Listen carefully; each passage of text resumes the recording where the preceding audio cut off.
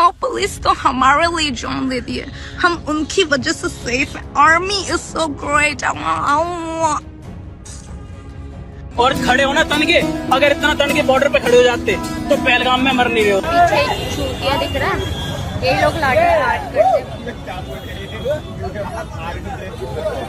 पीछे इतने सारे हैं ना, ये वही नामर्द हैं जिन्होंने कल लोगों को मारा है, वही नपुंसक है। ये सारे खड़े हुए हैं, देखो अभी भी।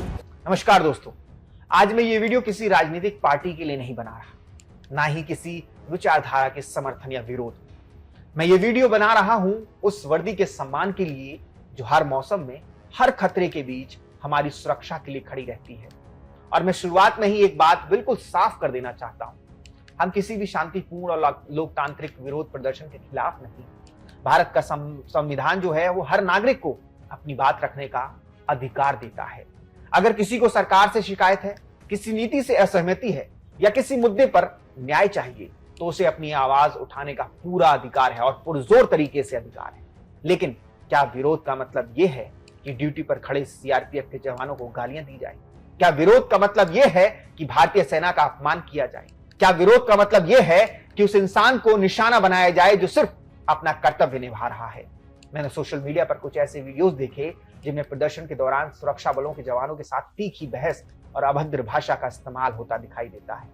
हर वायरल वीडियो का संदर्भ अलग हो सकता है और उसकी पुष्टि करना जरूरी है, लेकिन एक बात हर परिस्थिति में सही है, ड्यूटी कर रहे किसी भी जवान के साथ अपमानजनक व्यवहार स्वीकार नहीं होना चाहिए, क्योंकि वो जवान वहां अपनी निजी राय लेकर नहीं खड़ा होता। मेरे को आज के बाद बोल दिया ना किसी ने कि जवान हमारे लिए बैठे हुए हैं बॉर्डर पे, हमारे लिए नहीं बैठे भाई। वो सत्ता में जो लोग बैठे हैं उनके लिए बैठे हुए हैं। सत्ता वाले लोगों को, बाहर के लोगों से दिक्कत होगी तो वो उन्हें मारेंगे, हमसे दिक्कत होगी तो वो हमें मारेंगे। मेरे को किसी ने मॉरल पुलिसिंग कर दी अगर, और पुलिस तो हमारे लिए जान देती है, हम उनकी वजह से सेफ है। Army is so great. वो किसी राजनीतिक दल का कार्यकर्ता नहीं होता, वो आपके और मेरे टैक्स से वेतन पाने वाला भारत के संविधान के तहत नियुक्त एक सार्वजनिक सेवक होता है, जिसकी जिम्मेदारी कानून व्यवस्था बनाए रखना। जरा सोचिए, जिस जवान पर आप गुस्सा निकाल रहे हैं, शायद वही जवान पिछले 6 महीने से अपने घर नहीं गया, शायद उसकी बेटी का जन्मदिन छूट गया, शायद उसकी मां अस्पताल में है और वो छुट्टी नहीं ले पाया, शायद कल ही वो नक्सल प्रभावित इलाके से लौट कर आया हो, या कल उसे आतंकवाद प्रभावित क्षेत्र में तैनात होना हो। उसकी अपनी कोई दुश्मनी नहीं है, वो तो सिर्फ अपनी ड्यूटी कर रहा है। हम अक्सर कहते हैं देश के जवान हमारे हीरो हैं, लेकिन क्या ये सम्मान सिर्फ 15 अगस्त और 26 जनवरी तक सीमित है? अरे पीछे चूतिया दिख रहा है, ये लोग लाठी करते। जब जवान सीमा पर हो तब हम कहते हैं जय हिंद, लेकिन जब वही जवान किसी शहर में कानून व्यवस्था बनाए रखने की ड्यूटी करे तो क्या वो सम्मान खत्म हो जाना चाहिए? सम्मान वर्दी देखकर बदलना नहीं चाहिए। अगर आपको सरकार से शिकायत है, सरकार से सवाल पूछिए। अगर आपको किसी कानून से आपत्ति है, उस कानून का विरोध कीजिए। अगर आपको किसी नेता से असहमति है, खुलकर आलोचना कीजिए। यही लोकतंत्र है। लेकिन अपना गुस्सा उस जवान पर मत उतारिए जो ना नीति बनाता है, ना कानून लिखता है और ना ही फैसले करता है। वो सिर्फ आदेश के अनुसार देश की सेवा कर रहा होता है।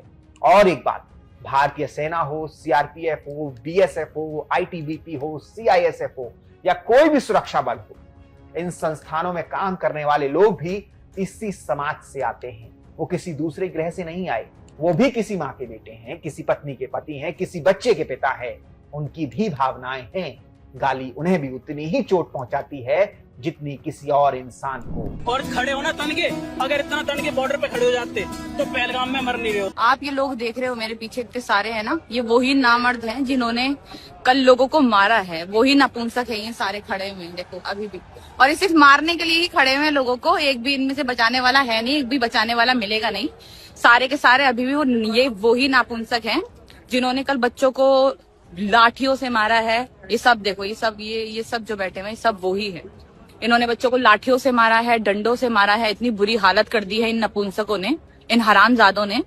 अगर हम सचमुच एक मजबूत लोकतंत्र बनाना चाहते हैं तो हमें 2 बातों को साथ लेकर चलना होगा। पहली, हर नागरिक को शांतिपूर्ण विरोध का अधिकार है, और दूसरी, ड्यूटी पर तैनात सुरक्षा बलों का सम्मान ये दोनों बातें एक दूसरे के विरोध में नहीं, बल्कि इन्हीं दोनों के संतुलन से लोकतंत्र मजबूत होता है। आज सीआरपीएफ रेजिंग डे के अवसर पर मैं उन सभी वीर जवानों को नमन करता हूं जिन्होंने आतंकवाद, नक्सलवाद और हिंसा के खिलाफ लड़ते हुए देश के लिए अपना सर्वोच्च बलिदान दिया।